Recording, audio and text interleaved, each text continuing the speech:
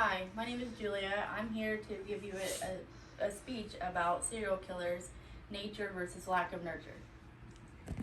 Imagine this being the only boy of three siblings and something happening between the boy and his father. His father seemed obsessed with punishing little John, criticizing him, never believed that he could do anything. For years, there was trouble between the two.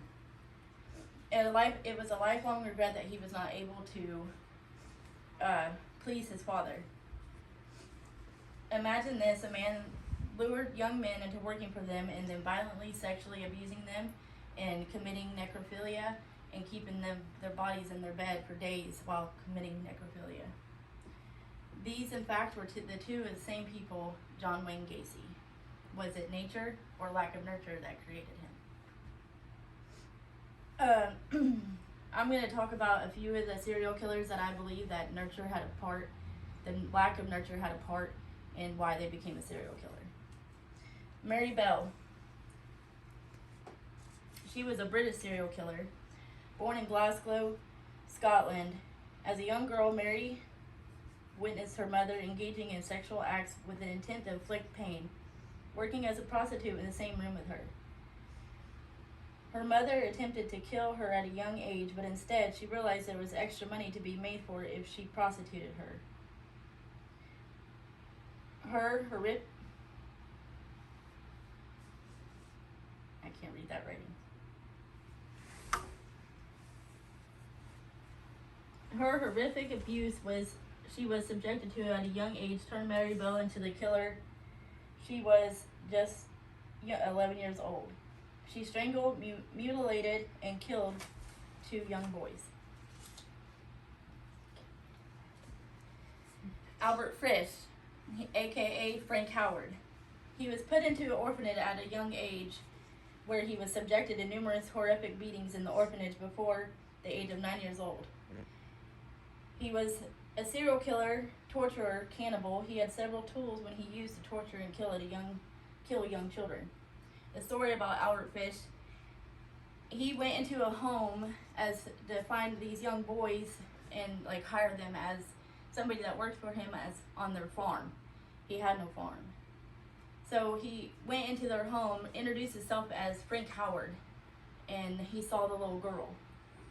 I can't remember the little girl's name, but he came back to the home after a few days and told the boys that he wanted to get them for work, but he was going to go to a birthday party beforehand.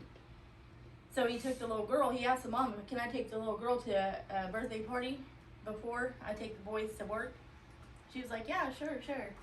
So he took her and she vanished. He vanished.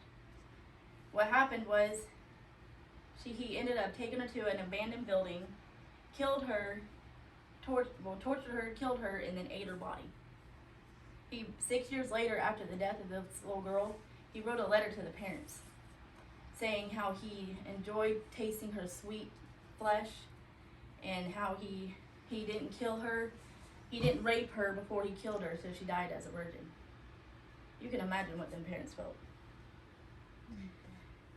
Ted Bundy, he was born to a young mother, and his grandfather told the mother that she had to give the child up for adoption. So the grandparents ended up adopting him.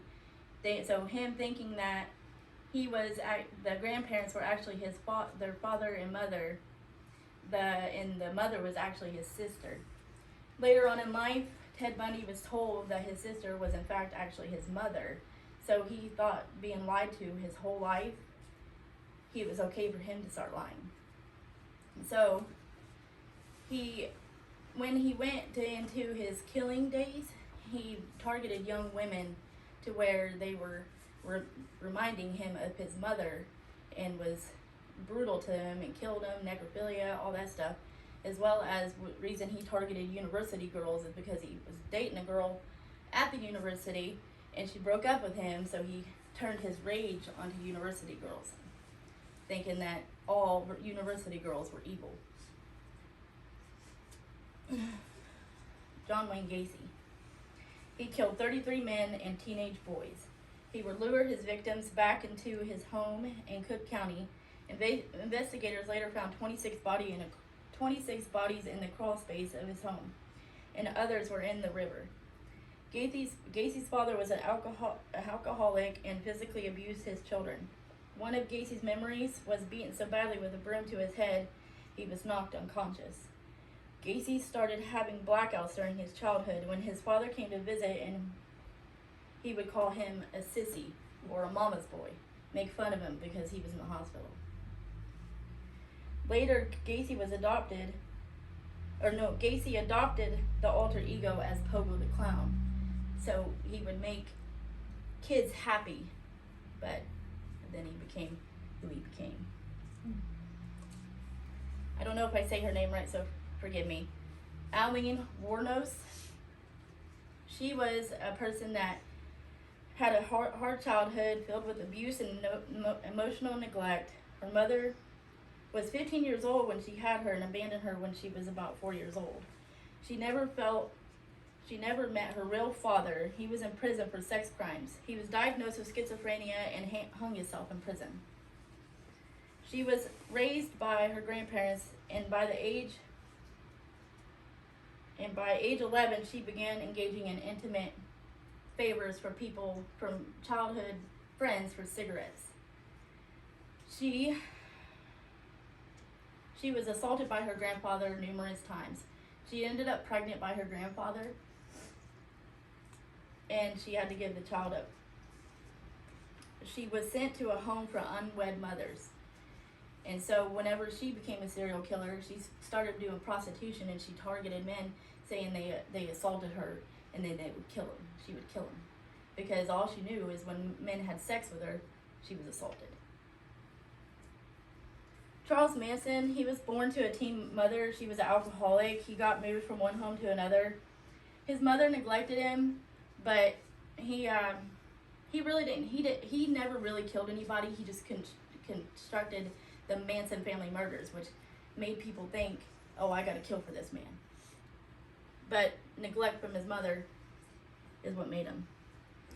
No baby is born a killer. A serial killer is created by a childhood filled with extreme abuse, including lack of emotional bond with their mother and an absent father, and severe physical abuse. Now, this is no way logical, right, or okay, but I'm just bringing to light the lack of nurture part of how a serial killer is created. Thank you.